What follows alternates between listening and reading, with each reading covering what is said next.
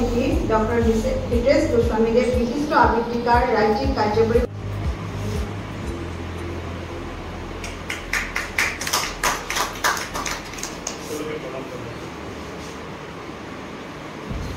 আজি সভাৰ মুখপত্ৰ উন্মোচক শ্ৰীযুত জ্যোতিষ কুমাৰ শৰ্মা, কাৰিকৰী উপদেষ্টা শ্ৰীমন্ত শংকৰদেৱ কলাক্ষেত্ৰ, অসম চৰকাৰৰ ৰূপনিৰ্মাণ আছে। তেখেতক অসম লেখিকা সমাৰোহ সমিতিয়ে জন্মলগ্নৰ পৰাই সাহিত্য, সংস্কৃতি, ভাষা সেৱাত ব্ৰতী হৈ আহিছে। 1974 চনৰ 2 নৱেম্বৰ তাৰিখে তেজপুৰৰ কেন্দ্ৰীয় কাৰ্যালয়ত আমাৰ মহিয়সী সকলোৰে শ্ৰদ্ধাৰ পৰম শ্ৰদ্ধাৰ আমাৰ পদ্মশ্ৰী প্ৰতাপক ডক্টৰ শীলা বৰঠাকুৰ বাইদেউৰ মানৱ সন্তান সদৌ অসম লেখিকা সমাৰোহ সমিতিৰ জন্ম হৈছিল। সেই তেতিয়াৰে পৰা জাতীয় জীৱনৰ লগত সম্পৃক্ত হৈ থকা এই অনুষ্ঠানটোৱে আজি 50টা বছৰ অতিক্ৰম কৰিবলৈ সক্ষম হৈছে আৰু এই 50টা গৌৰৱোজ্জ্বল বৰ্ষত সদৌ অসম লেখিকা সমাৰোহ সমিতিয়ে সৃষ্টিশীল কৰ্মৰাজি তথা আঁচনিৰে অসমীয়া ভাষা সাহিত্য তথা সংস্কৃতিৰ ভঁৰাল সমৃদ্ধ কৰিবলৈ সক্ষম হৈছে। আমাৰ বিগত দিনৰ সেই মহিয়সী সকলো লেখিকা তথা আমাৰ গুৰু স্নেহধন্য তেখেতসকল গুৰু বুলিয়ে আমি কৈছোঁ। তেখেতসকল কিছু সংখ্যকে আমাৰ মাজৰ পৰা আঁতৰি গৈছে, কিছু সংখ্যক জীয়াই আছে যদিও তেখেতসকলৰ আজি শাৰীৰিক অসুস্থতাৰ বাবে তেখেতসকলে সক্ৰিয়ভাৱে এই অনুষ্ঠানটোৰ লগত অংশগ্ৰহণ কৰিব পৰা নাই।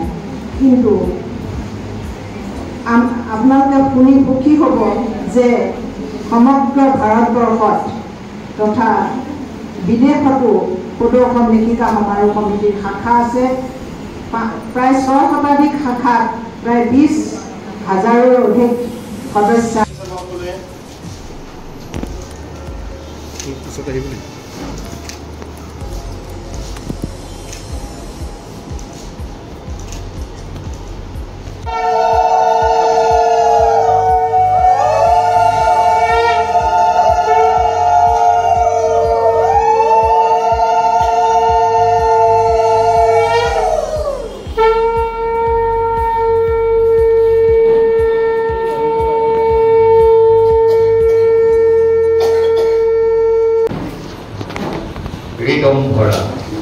সদৌ অসম লেখিকা সমাৰোহ সমিতিৰ দ্বিতীয় দ্বিবাৰ্ষিক অধিৱেশন আৰু 8ম বাৰ্ষিক প্ৰতিষ্ঠা দিৱসৰ মুখপত্ৰ বিদম্বৰা। সত্যনিষ্ঠা, সত্য পালক, সত্য জ্ঞান ৰূপত চিত্তবৃত্তি, ইয়াৰ অৰ্থ বিদম্বৰাৰ অৰ্থ। ৰানু শৰ্মা, দুলুমণি কাকতি, মই ইয়াৰ লগত জড়িত প্ৰায় সকলোখিনিৰ নামকেইটা মই ইয়াত কৰি যাম।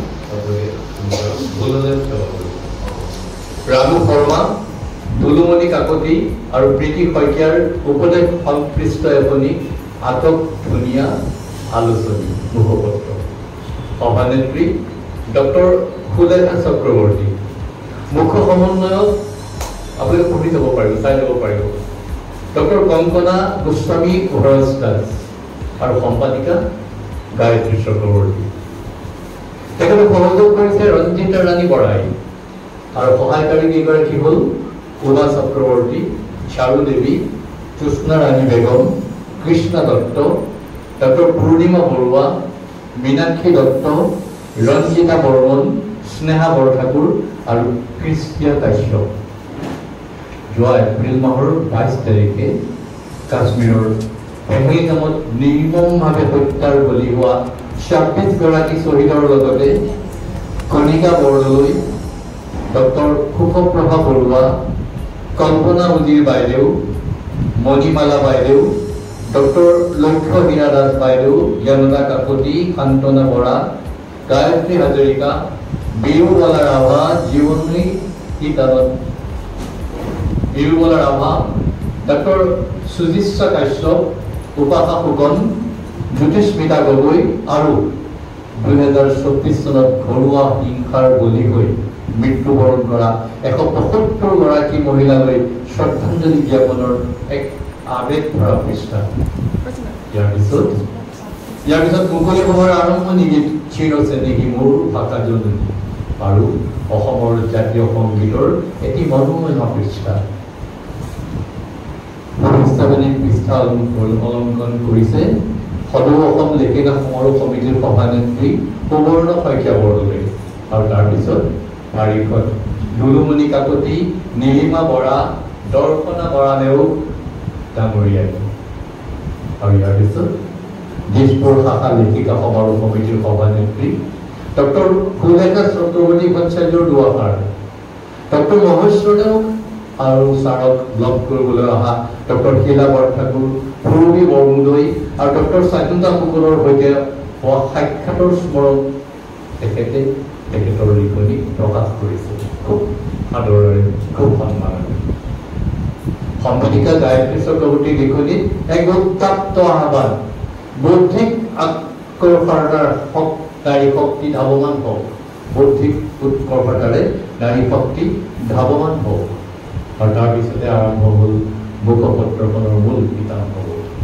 প্ৰবন্ধৰ শিতান অলংকৃত কৰিছে কৃষ্ণ দত্তৰ মহাপুৰুষ শ্ৰীমন্ত শংকৰদেৱৰ জীৱন আৰু সাহিত্যত নাৰীৰ প্ৰভাৱ এক গৱেষণামূলক প্ৰবন্ধ ইয়াৰ পিছত ডক্টৰ সুলেখা চক্ৰৱৰ্তী ভট্টাচাৰ্যৰ নেতৃত্বত লোৱাৰ সংকল্পৰে নাৰী সমাজ আগবাঢ়ক আপোনালোকে ভাবক খুব ধুনীয়াকৈ লিখিছে গৈ গ'লে মই দীঘলীয়া হোৱাৰ কাৰণে মই ক'বলৈ নাযাওঁ ডক্টৰ কংকনা গোস্বামী বৰদাসৰ অপাৰেচন কেন্দুৰ ৰক্তসিক্ত প্ৰতিশোধৰ গগনভেদী বজ্ৰপৰ্য পুষ্পলতা বৰাৰ নাৰী দেশৰ ধৰণী ইৰা ডেকাৰ আন্তৰ্জাতিক নাৰী দিৱসৰ প্ৰাসংগিকতা জ্যোৎস্নাগামী বেগমৰ হিন্দু মুছলমানৰ সমন্বয়ৰ চানিকি বহন কৰা অসমৰ মাজাৰ বা দৰগাহ আৰু সত্ৰসমূহ ৰঞ্জিতা ৰাণী বৰাৰ বিহু সংস্কৃতিত লোকবিশ্বাস মীনাক্ষী দত্তৰ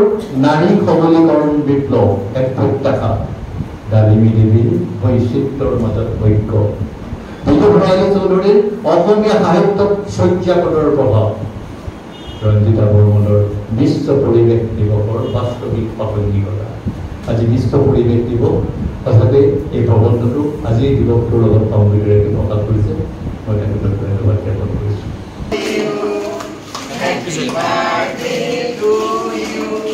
Happy birthday to dear Batu.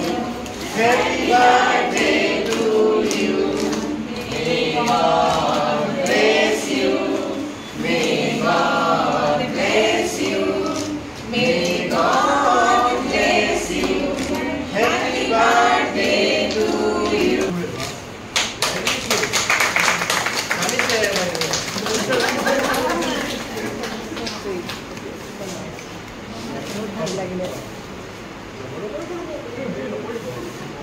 Corona যোৱাৰ পিছৰ পৰাই হাতখন টেষ্ট কৰাই নাই দিছপুৰ শাখাৰ তৃতীয় দ্বিবাৰ্ষিক অধিৱেশন আৰু অষ্টম বাৰ্ষিক প্ৰতিষ্ঠা দিৱস উপলক্ষে শ্ৰীযুতা পাহাৰী দাসলৈ ৰিটাৰ্ণ কৰা 2025 বঁটাটি বৰ্তমান আমি প্ৰদান কৰোঁ তাৰপিছত আমি পঢ়ি সোধাম বঁটাটি আপুনি বঁটাটি গ্ৰহণ কৰিব যদি যাক কৰিব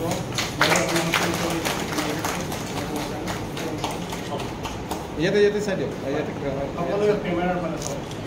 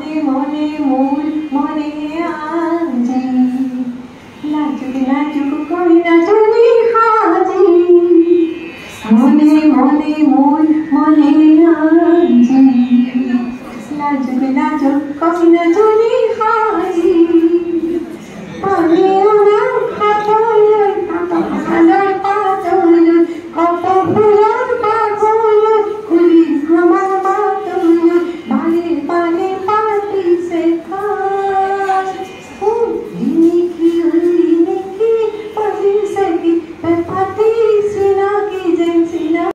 শ্লোক এখন লিখিলে কেনেকুৱা হ'ব তাকে লিখিছিলোঁ। মোৰ ৰামায়ণ সাধনাৰ যি উৎস আছিলে বাল্মীকি ৰামায়ণ তাৰ পৰা। কৈকেয়ী মই পতি ঘণ্টা পাপিনী দুৰাচাৰিণী ৰাক্ষসী কত যে তোৰ নাম মোৰ। বঞ্চিতা মই লাঞ্চিতা মই কলুষিতা মই খাটিছোঁ ঐক্যাত বাস বঞ্চিতা হৈ। তথাপিও পৰিচয় আছে বহু ইতিহাস। ৰাজনন্দিনী মই পিতা মোৰ অশ্বপতি মহাৰাজ। বীৰতাৰ আছে মোৰ বহু কাহিনী সমগ্ৰ দণ্ডকাৰণ্য জুৰি। বীৰাংগনা মই অযোধ্যাৰ মহাৰাণী। পত্নী ধৰ্ম ৰাজধৰ্ম মহাৰাজে দিয়া বৰদান মোৰ শুশ্ৰূষাৰ হে প্ৰতিদান। দেৱাসুৰ সংগ্ৰামত মহাৰাজৰ ৰথৰ সাৰথি ময়েই ইতিহাসৰ একমাত্ৰ মহাৰাণী। যুদ্ধত সুৰক্ষা দিছো স্বামী মহাৰাজক মই যে তৰোৱালধাৰী ক্ষত্ৰিয় নাৰী। মহাৰাজ দশৰথ বহুজনী পত্নীৰ প্ৰতি দশৰথ। পিতৃৰ আজ্ঞাত কৰো তেওঁকেই স্বামী বৰণ। দুই মহাৰাজৰ মোলৈ দিয়া সুৰক্ষা বচন। তোমাৰ পুত্ৰই খুৱাব অযোধ্যাৰ সিংহাসন। অযোধ্যা আমাৰ অসমীয়া ৰক্ষণশীল সমাজত নাৰীসকলে কিয় সীমাৰ পৰিধি ভেদি ওলাই আহিব লগা হ'ল আৰু তাত লেখিকা সকলৰ ভূমিকা। অৰ্থাৎ ঠিক 2050 চনমানৰ পৰা এনেকুৱা হয় আমি এখন যেন কম্পিউটাৰ জগতত সোমাই পৰিছোঁ।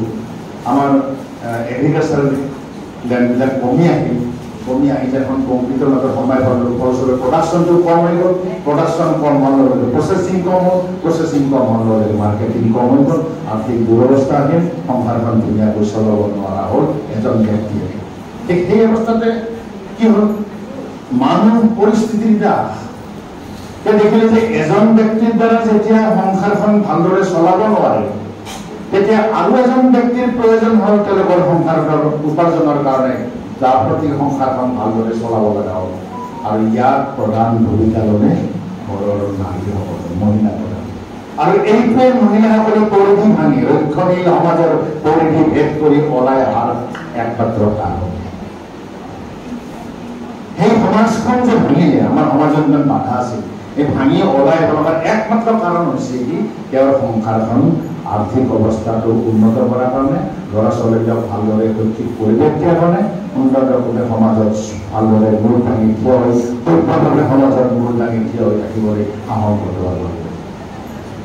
এইখিনি হ'ল ৰক্ষণশীল সমাজত আমি বহুত কথা বিশ্লেষণ কৰিব পাৰোঁ। আমি বহুতৰ উদাহৰণ দিয়া পাৰোঁ। ধৰক আজি আমাৰ সুনিতা উইলিয়ামছৰ উদাহৰণ দিলোঁ। ঠিক আছে, সুনিতা উইলিয়ামছ আমাৰ কাৰণে এটা আদৰ্শ। কিন্তু সুনিতা উইলিয়ামছতকৈ বহুত বেছি সমাজৰ কাৰণে কাম কৰা মহিলা আমাৰ ইয়াত আছে। তেওঁ ব্যক্তিগতভাৱে আগবাঢ়িছে পাৰি, তেওঁ কিন্তু আমাৰ কাৰণে প্ৰেৰণা হৈছে ধৰক। কিন্তু বহুত সুনিতা উইলিয়ামছে কিন্তু সমাজৰে কাম কৰি আছে। কোনোবাই ক'ৰবাত বৃদ্ধাশ্ৰম কৰিছে, কোনোবাই ক'ৰবাত আত্মসহায়ক গোটৰ সৃষ্টি কৰিছে, নিজে স্বাৱলম্বী হোৱাৰ উপৰি আনকো স্বাৱলম্বী হোৱাৰ পথ দেখুৱাইছে। কোনে কৰিছে? এইসব মহিলাসকলে কৰিছে।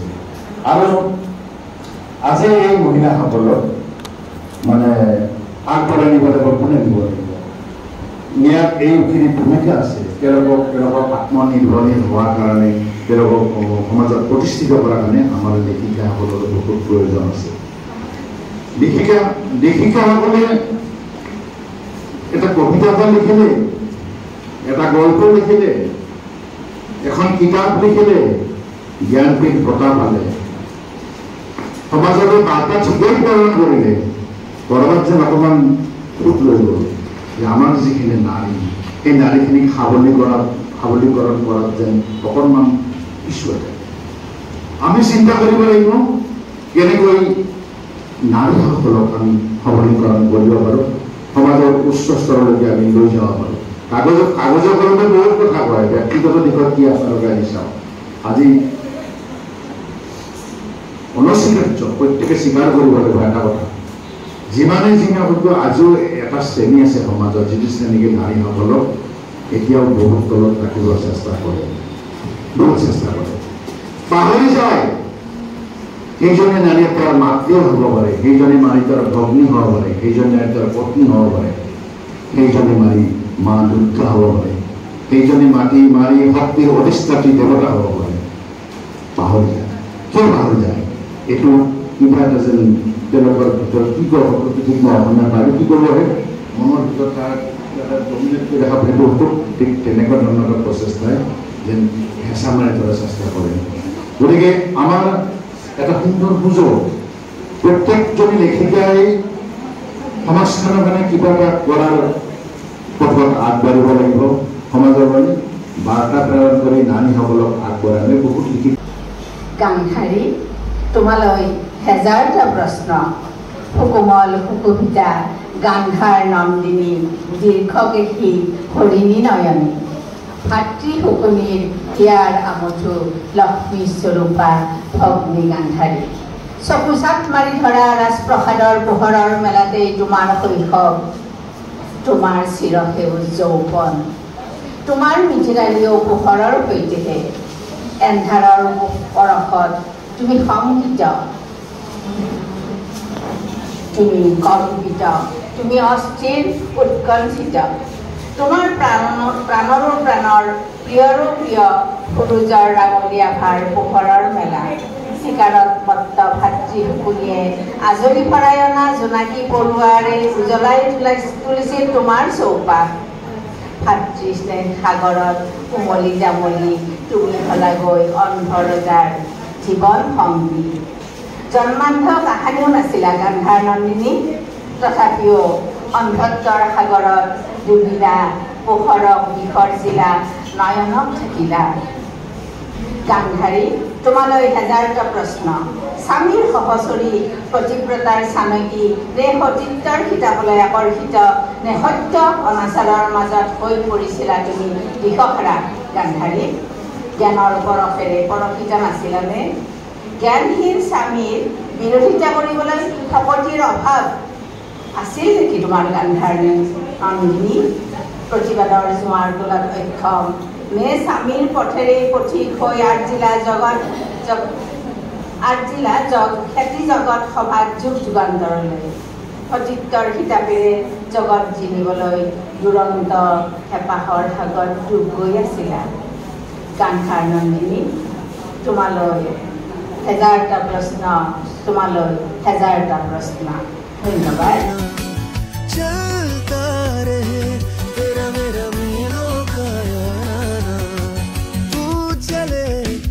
करोड़ों दिलों में करके घर स्प्लेंडर तय कर रहा है याराना मीलों का। हीरो स्प्लेंडर याराना।